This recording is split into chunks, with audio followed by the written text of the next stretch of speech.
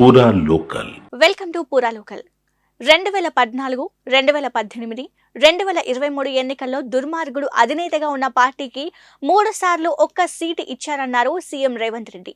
ఏ రోజు కూడా నయవంచన, నక్కబుద్ధి తప్ప మరొకటి తెలియని కేసీఆర్ ని ఈసారి ఖమ్మం జిల్లా ప్రజలు నమ్మకుండా బండకేసి కొట్టారన్నారు. ఖమ్మం జిల్లా ప్రజలంటే ముఖ్యమంత్రులు భయపడేంత చైతన్యం ఉన్నవారన్నారు.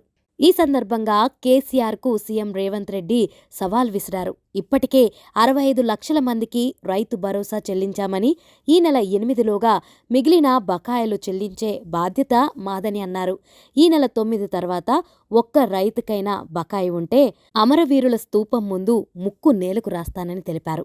రైతు భరోసా నిధులు అందితే కేసీఆర్ ముక్కు నేలకు రాసి క్షమాపణ చెబుతారా అని సీఎం రేవంత్ రెడ్డి ప్రశ్నించారు. ఇవాళ రైతు రుణమాఫీ గురించి, రైతు బంధు గురించి చంద్రశేఖరరావు మాట్లాడుతుండు. మరి చంద్రశేఖరరావు మతుండు మాట్లాడుతుండో, మందేసి మాట్లాడుతుండో నాకైతే అర్థం కాలే. వేసినాక దిగినాక మాట్లాడుతుండో, వేసే ముందు మాట్లాడుతుండో.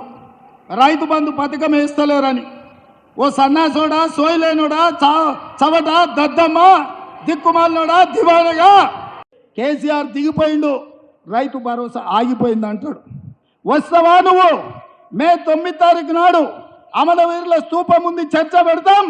అమరవీరుల స్తూపం సాక్షిగా ఈ రాష్ట్రంలో ఎవరికైనా, ఏ రైతుకైనా, అది ఖమ్మం కావచ్చు, కొత్తగూడెం కావచ్చు, ఆదిలాబాద్ కావచ్చు, అలంపూర్ కావచ్చు, అచ్చంపేట కావచ్చు, కొడంగల్ కావచ్చు, లేకపోతే మదిర కావచ్చు, ఏ రైతుకైనా ఈ నెల 9 తారీఖు లోపల ఏ ఒక్క రైతుకైనా బకాయి ఉంటే నేను సవాలు చేస్తున్నా, అమరవీరుల స్తూపం ముందు ముక్కు నేలకు రాసి క్షమాపణ చెప్తా. ఒకవేళ అందరు రైతులకు రైతు భరోసా పథకంలో నిధులు వస్తే నీ ముక్కు నేలకు రాసి క్షమాపణ చెప్తావు ఆ చంద్రశేఖరరావు అని నేను అడుగుతున్నా. ఇవి వాల్టి అప్డేట్స్. మరిన్ని అప్డేట్స్ కోసం కీప్ వాచింగ్ పూరా లోకల్.